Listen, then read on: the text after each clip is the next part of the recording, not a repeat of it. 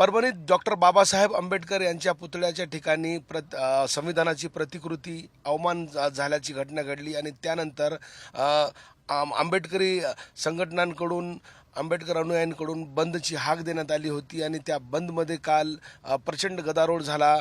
अनेक ठिकाणी जाळपोळीच्या घटना घडल्या, दगडफेकीची मोठ्या घटना घडल्या। परभणीच्या प्रमुख बाजारपेठांमध्ये खरं तर मोठ्या प्रमाणात दगडफेकीचं नुकसान झालेलं आहे। आता मी आहे परभणी शहरातील मुख्य बाजारपेठेत आणि या ठिकाणी प्रत्येक दुकानाच्या समोरचे जे बॅनर्स आणि दुकानाचे नावाचे जे फलक आहेत त्याचं नुकसान झालेलं आहे मोठ्या प्रमाणावर। प्रत्येक या रस्त्यावरती जिथं आपण पाहतोय तिथपर्यंत या ठिकाणी नुकसान झालेलं आहे। दगडफेक प्रचंड झाली होती आणि या दगडफेकीचा जो नुकसान आहे तो दुकानांना या ठिकाणी लक्ष केल्याचं दिसून येते। मुख्य बाजारपेठेमधले ज्या ठिकाणी आपण जातोय त्या ठिकाणी आपण पाहू शकतो रस्त्याच्या दुतर्फाही जे बंद दुकाने होती त्या बंद दुकानांवरती दगडफेक आंदोलकांकडून करण्यात आली आणि त्याचा परिणाम प्रचंड मोठा नुकसान या ठिकाणी झालेला आहे। आणि दुकानांची समोर मोठमोठे दगड अद्यापही आपण या ठिकाणी पाहू शकतात आणि दुकानांचे जे नुकसान आहे ते प्रचंड प्रमाणात आहे। अद्यापही प्रशासनाकडून कुठल्याही व्यापाऱ्यांना नेमकं नुकसानीच्या मावेजाबद्दल काय करणार याबाबत काही कळवण्यात आले नाही। मात्र हळूहळू आता दुकाने या ठिकाणी उघडायला सुरुवात होते। मात्र प्रचंड दगडफेक झाली आहे। दृश्यांमध्ये आपण पाहतोय या दुकानासमोरील काच पूर्णपणे दुकानांच्या समोरील काचांची नासधूस करण्यात आलेली आहे। ग्लास जे आहे ते दगडानं अक्षरशः तोडण्यात आलेले आहे। अद्यापही काच आणि दगड रस्त्यावरती आपल्याला पाहायला या ठिकाणी मिळत आहेत। दुकानासमोर बंद दुकाने होती मात्र दुकानासमोर जे लावण्यात आलेले फ्लेक्स आहे आणि इतर साहित्य आहे ते त्या सगळ्यांची नासधूस या ठिकाणी आंदोलकांकडून या ठिकाणी करण्यात आलेली आहे। काचाचा मोठ्या प्रमाणावर नुकसान आपण या दृश्यातून पाहतोय आंदोलकांकडून करण्यात आलेला आहे।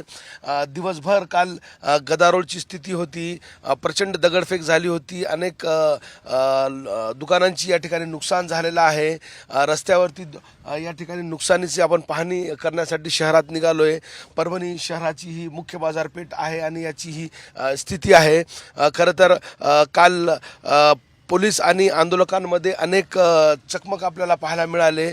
मोठ्या प्रमाणावर पोलीस आणि आंदोलक अनेक वेळा समोरासमोर आले मात्र दगडफेकीच्या साधारण दिवसभर घटना घडलेल्या आहे आणि त्यामुळं दुकानांची आणि जे कार्यालय आहे या कार्यालयांची नासधूस करण्यात आली। जिल्हाधिकारी कार्यालयावर देखील तोडफोड या ठिकाणी करण्यात आलेली आहे। रस्त्यावरती पूर्ण वीट आणि दगडांचा पडलेला आपल्याला पाहतोय आपण आणि दुकानाचा जो दर्शनी भागांवरती जे फलक लावण्यात आलेले आहेत त्या फलकांचा मोठ्या प्रमाणावर नुकसान हे आपण या ठिकाणी पाहतोय। परभणी महानगरपालिकेचे कर्मचारी आता साफसफाई करण्यासाठी सरसावले आहे, पुढे आलेले आहे मात्र प्रचंड नुकसान या ठिकाणी व्यापाऱ्यांचं झालेलं आहे। फ्लेक्स असो किंवा इतर साहित्य असो त्याची जाळपोळ या ठिकाणी करण्यात आलेली आहे। बाजारपेठ आता हळूहळू उघडायला या ठिकाणी सुरुवात झालेली आहे। साधारण 10 वाजेपर्यंत परभणीची बाजारपेठ ही नित्यनेमानं दररोज उघडली जाते मात्र आज हळूहळू दुकाने या ठिकाणी उघडण्यात येत आहे। पोलिसांची पेट्रोलिंग ही अद्यापर्यंत या ठिकाणी सातत्यानं सुरूच आहे।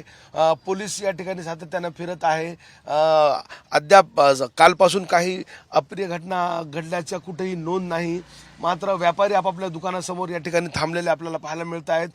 दुकानाची झालेली नुकसानाची पाहणी आता ते व्यापारी करत आहेत। अनेक ठिकाणी दगडफेकीमुळं दुकानांचा प्रचंड नुकसान झालेलं आहे। हा जो परिसर आहे या परिसरामध्ये माझ्या डाव्या साईडला जो आपण पाहताय त्या ठिकाणी दुकानांना आग लावण्याची प्रकार घडला होता मात्र वेळीच काल अग्निशमन विभागानं या ठिकाणी धाव घेत एकूणच या पूर्ण आगीवर नियंत्रण या ठिकाणी मिळवला होता। दुकानांचे साहित्य जे बाहेर ठेवलेले होते त्या साहित्यांना आग लावण्यात आलेली आहे आणि हे जे पाहतायत आपण या ठिकाणी काल भीषण अशी आग लागली होती. मात्र वेळीच अग्निशमन विभाग या ठिकाणी दाखल झाला होता आणि त्याने आग आटोक्यात आणली होती. त्यामुळं मोठा अनर्थ या ठिकाणी टळलेला आहे. मात्र दुसऱ्या माळ्यापर्यंत आपण पाहतोय जे दुकाने आहेत त्या दुकानांची दगडफेकमुळं प्रचंड नुकसान या ठिकाणी झालेलं आहे.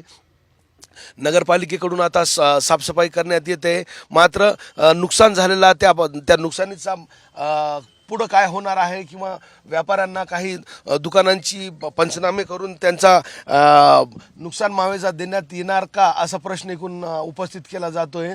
साधारणतः मोठ्या प्रमाणावर दुकानांचं नुकसान एकूणच आपण परभणी शहराचा पूर्ण या ठिकाणी झालेला आपल्याला पाहायला मिळतोय. एकूणच आढावा घेतलाय आपण कार थ्रूच्या माध्यमातून परभणी बाजारपेठेची स्थिती काय आहे. आता हळूहळू व्यापाऱ्यांकडून या ठिकाणी बाजारपेठ उघडण्यात येते. कॅमेरा पर्सन अनिकेत दहातोंडेसह नजीर खान, TVN मराठी, परभणी.